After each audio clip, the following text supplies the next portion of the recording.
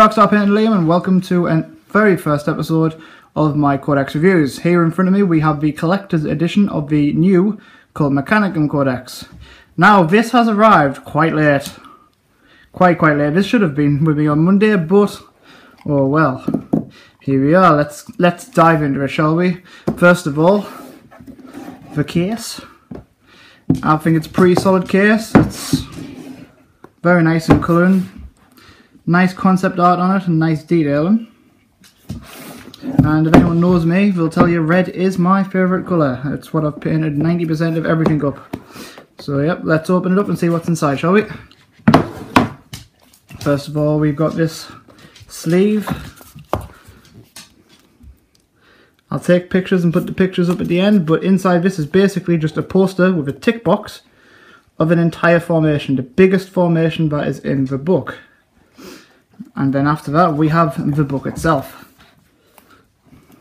Now the book itself is just nice, feels nice, looks a bit more posher than the actual normal codex, if we say, but yep, I'll go into that in a few minutes. And then we have all these. Now these are the objective cards. Compared to the actual objectives, I'm not very fond of these cards. They are very thin and they just feel like they're gonna, well, break, frankly. And they don't seem to want to stay in one place in the box. Yeah. Alright, now these. I have to pull out a knife just to get them out of the bloody case. Without having this knife, I cannot get them out for the life of me. And I'm using a very sharp pointed knife, so excuse the camera. These are the objective tokens. They're quite heavy actually, they're quite weight compared to what I thought they were going to be.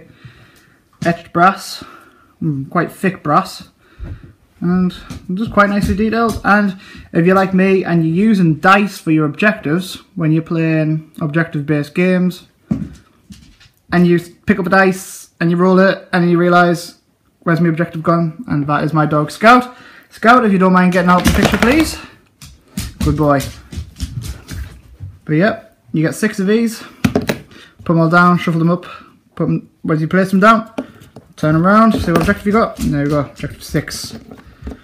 Anyways, I am quite fond of these, but I'm not fond of how hard they are to get outside and back in. I mean, you can hear it right there. And then these is something to do with the new Mechanicus rules, which I'll go into a bit further into this review. Yep, they are quite nice and they are quite thick pieces of card. All in all, so far, Codex out the question. Yes, I could have got the Codex for 30 quid and then the cards for 7. And made up my own objectives, but do I think this is worth it? My answer would have to be yes. Now I don't like these, but they're just one small flaw. They're just too flimsy. I mean, they're nice, they look nice, they go with the army theme, and yeah, but they're just too flimsy. But was it worth 100 quid in my opinion? Yes. Why? Because just like anything I'd say, is it worth the money? If it makes you smile and makes you feel good inside, then yes, it is worth the money. Anyways, I do apologise about my poor camera quality. I am in the process of buying a stand for my iPad because that's the camera I'm using, so I can't afford to get a camera as of yet. But yeah, there we are. Tech Priest Dominus. In my opinion, one of the strongest HQs ever to walk onto the face of Warhammer 40k. Well worth his points, as I'll get into him a bit later. But we'll go through a bit. I haven't read this entire book, so I can't comment on all of the fluff, but this is a very nice book. And there is one piece of fluff that has already caught my attention straight away and has got me quite excited. Let's just say quite excited. And I'll skip straight forward to that. So, spoiler alert. For anyone who doesn't want to know, this future fluff for the Mechanicum. Fast forward the video until you see this page disappear. Here it is. Desperate measures. The tech priest custodians at work in the Emperor's palace uncover irreversible failures in the mechanisms of the Golden Throne. A dozen contingencies. Sorry about that. I've really struggled there. I really struggled to say that word. A dozen contingencies. Expeditions are immediately launched, including an Exenfight war procession sent through the Exuberous portal.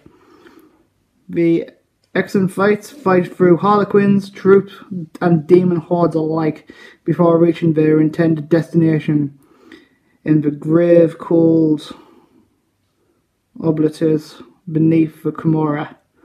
A dark bargain is struck. Now, to me, that says they found something so wrong with the Golden Throne they've had to go to Camorra. And who's in Camorra for the Dark Eldar? Yes, it's that Days of Destruction riding person. Sorry, the name's just slipped out of my head. I will remember it eventually. But yeah, so has the Mechanicum struck a bargain with the Dark Eldar to save the Imperium? Or to save the Emperor? Only time will tell, but it has me quite excited. Anyways, further on, I have skipped a lot of fluff. It's just, the fluff goes through all of the individual Forge worlds, like Mars, my personal favourite. Lucius. Yeah, goes through them all. And then Metallica.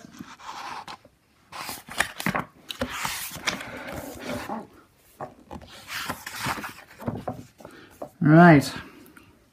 Let's get under the rules, eh?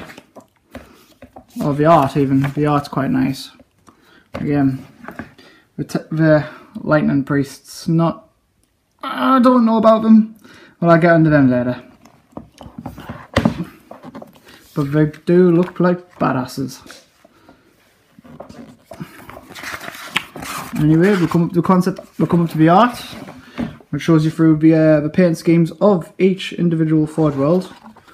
So you got Mars, that is the one I'll be following. Now, I'm going to be doing this with an airbrush. It will be a first with an airbrush, so it is going to be a learning curve. So, yeah, when you guys start commenting on my paintings when I'm putting them out, be generous, because I've never used an airbrush before until now. I've used it only to base coat things. But now I've seen what people can do with an airbrush now. I think I want in on that. And then you got Lucius, Agrippina,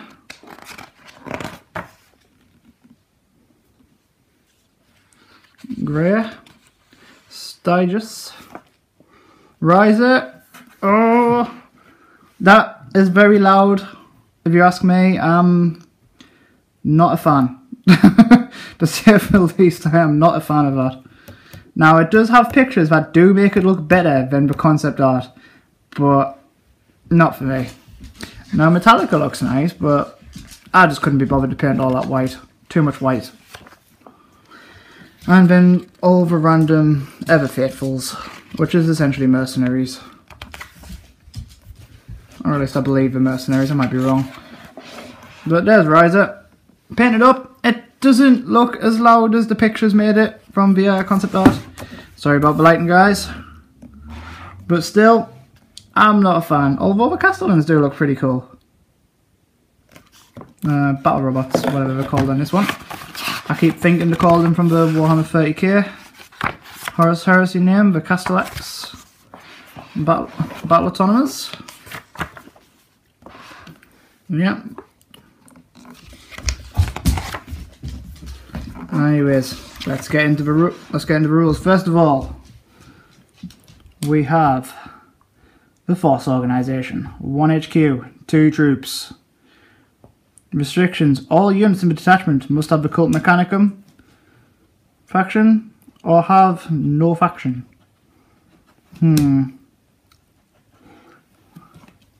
Is there any models that have no faction? Forge World, maybe Forge World.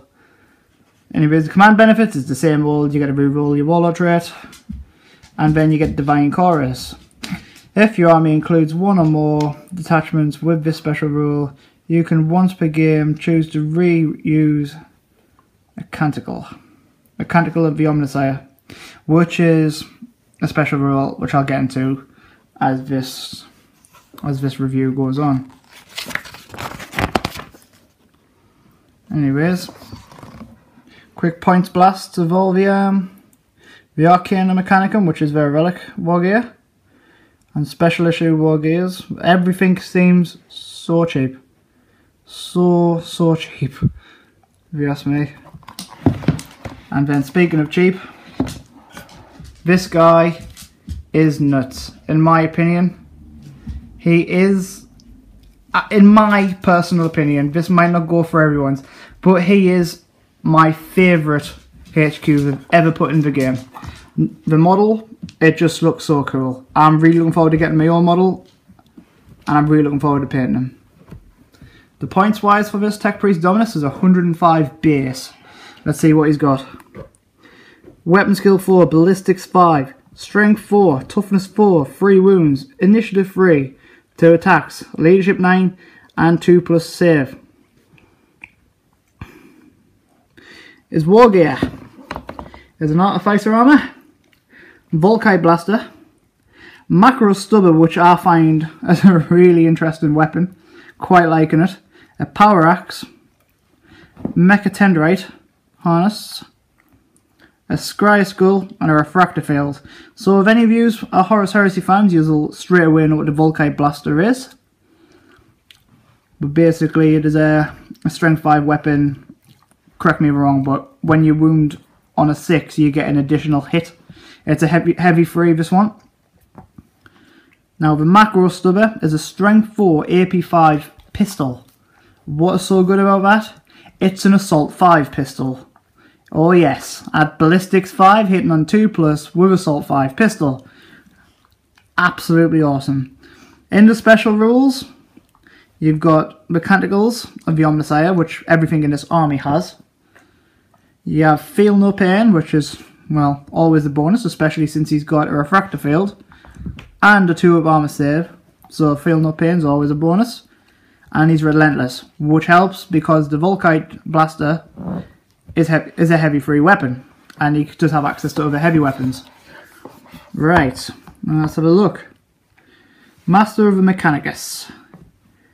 In each of your shooting phases, instead of firing one of his weapons, controlling player's choice, a Tech Priest Dominus can choose either to repair a single friendly vehicle that he is in base contact with, or embark upon it, on to restore a wound lost earlier in the battle.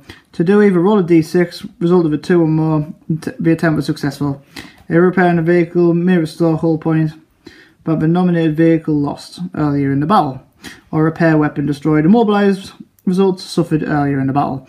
This is effective immediately. If restoring a wound, either the Tech Priest, Dominus, or any models with the Scutari or Cult Mechanicus faction in his unit regains a wound lost earlier in the battle. This is effective immediately. Now that is awesome. If you think about putting that up with the heavy support of this Codex, which I don't know if people have seen, but it is them monstrous creatures. So I'm thinking those monstrous creatures will be a good command squad for him. Anyways, what you can take, you can replace as a Volkite blaster with an Eradication Ray. Eradication Ray is quite an interesting weapon. The closer it gets, the stronger it is. And then you can take a Phosphor Serpentina instead of his macro stubber, which helps a lot. It reduces the cover save of your enemies. And then anything from the special issue war gear or Arcane Mechanicum. And in the special issue war gear, you've got digital weapons, more skulls, info slave skulls, whatever they do. I don't know as of yet. Conversion field and stasis field. Anyways, going over to the weapons.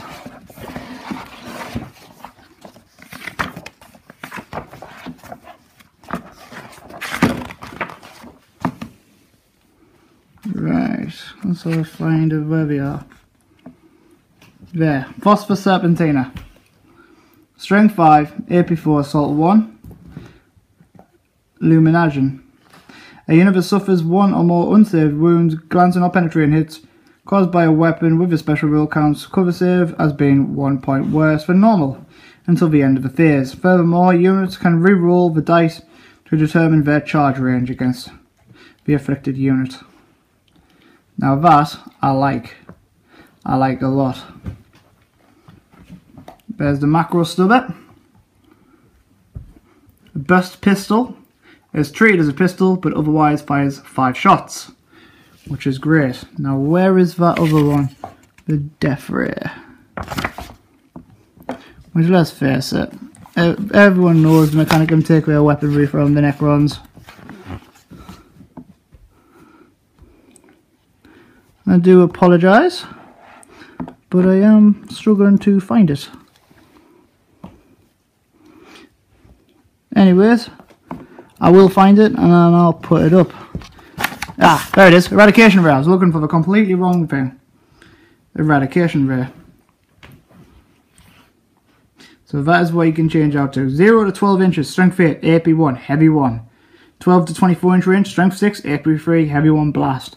Now that would be good for taking out things like orcs, just general hordes.